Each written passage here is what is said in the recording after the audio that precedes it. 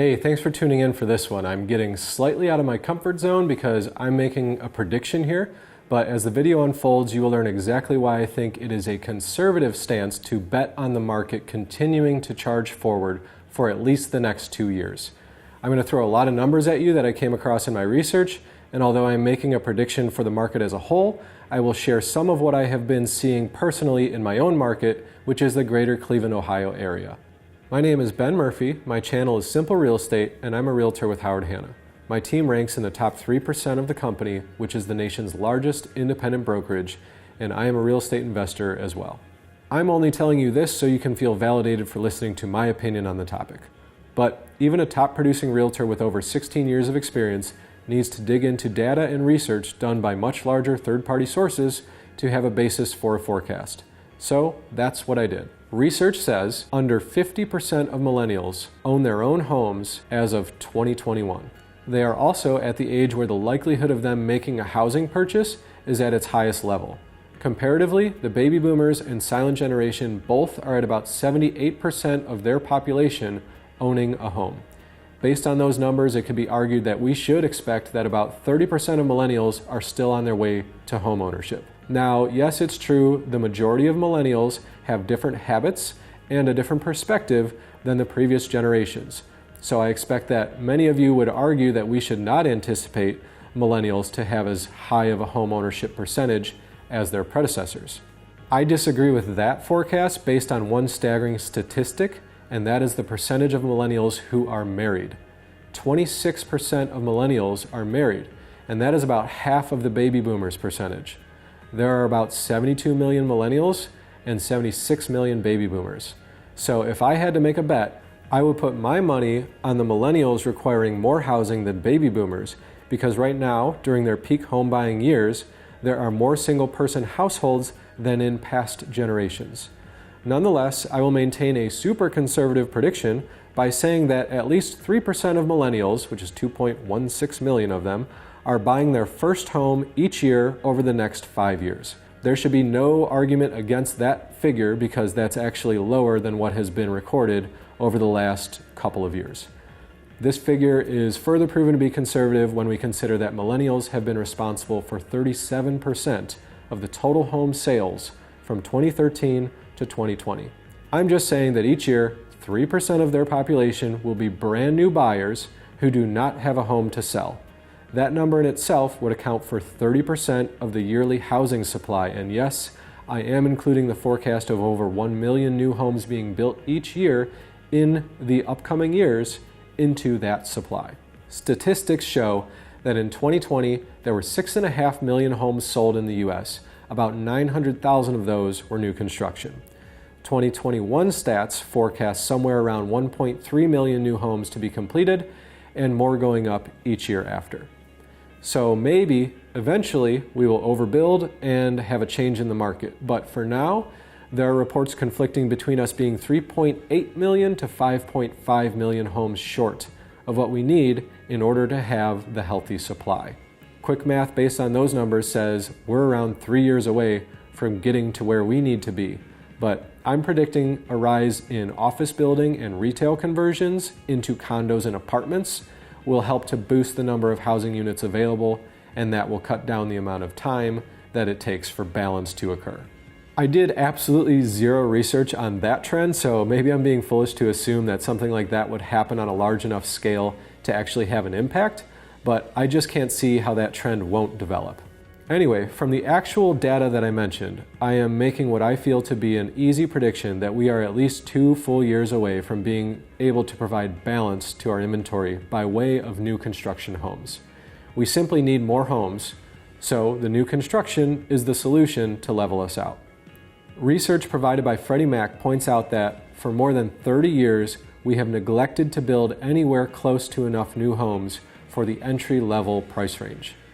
My expectation is that the entry-level price range buyers will continue to suffer as that price point will continue to rise due to the millennials and the generations that are downsizing competing for a scarce commodity. I also expect that the more affordable markets, such as mine, will rise closer to the national average and that they will not be affected nearly as much as the national trends suggest, when the media puts out reports about the averages from market time, sales price versus list price, or whatever else they want to focus on to drive home their narrative. I do expect at some time a downward trend will occur. When that will happen, I really don't know. But in my opinion, I think it's easy to expect that from the middle of 2021 to the middle of 2023, my area and other affordable areas like it will continue to see 5% or more of appreciation each year. As supply and demand begin to level out and yearly appreciation of real estate starts to get back down to less than 5%, I think we could easily end up seeing another spike in activity from those who've stepped away or stayed out of the red-hot seller's market. If that occurs, it will continue to prolong the time frame in which we see housing prices rising more than the historical average of about 2% per year. Now, in this forecast, I focused on the millennial buyers, and that is because they are and have been the driving force of the housing market. But obviously, they are not the only ones moving the needle. Most of the Generation X activity, or baby boomer activity, is house swapping, where they are buying one and then selling their current home. But it is still creating stress on the supply side because we do have a shortage, and these buyers, in general, have more cash on hand than millennials, which makes them the stronger offer in the eyes of the seller, and it means they are having more success more often than the millennials. They've had more time to save up their earnings, and in the case of many baby boomers, they are tapping into retirement accounts or selling their homes that they already own free and clear, which makes them cash buyers. This is making it harder for anyone with limited funds to compete. Many of these offers being made and accepted are cash purchases or purchases where a cash-heavy buyer has completed their transaction above the appraised value. Once sales are recorded, those properties become comps for the next similar property that gets listed for sale.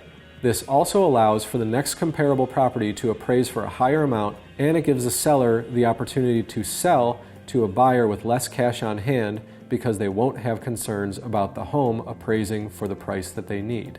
This trend has already been established and it is going to contribute to an extended period of time in which prices continue to rise. As the majority of the all-cash and cash-heavy buyers have pushed their way ahead of the rest of the crowd and into their homes, they will leave these higher sale prices in their wake, which will then provide opportunity for the finance-reliant buyers to re-enter the market. Although the prices are not going to be more attractive, the ease of access will be there when buyers no longer need to make crazy offer terms like gap coverage or appraisal waivers to get their offers accepted. I actually think that that trend has already begun to recede a bit, but I don't think it's going to become extremely rare again in most markets. It just won't be as prevalent, and it won't be as severe as it has been from mid-2020 to mid-21. So to solidify my prediction, without the data in the way, here's my forecast for the market from mid-21 to mid-23. The national average of real estate appreciation will be at least 4%.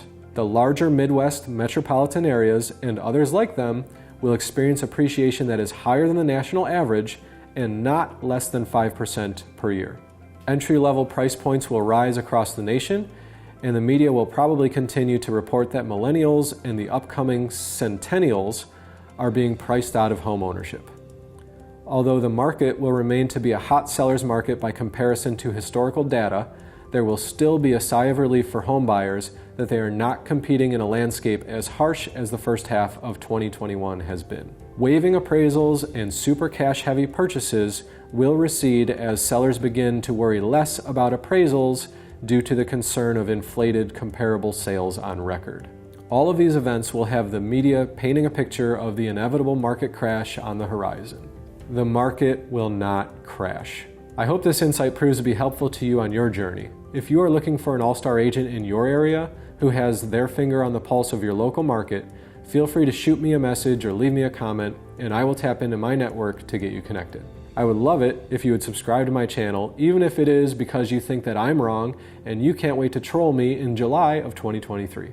If you do subscribe, you'll have easier access to my advice, guidance, and insight on all things real estate.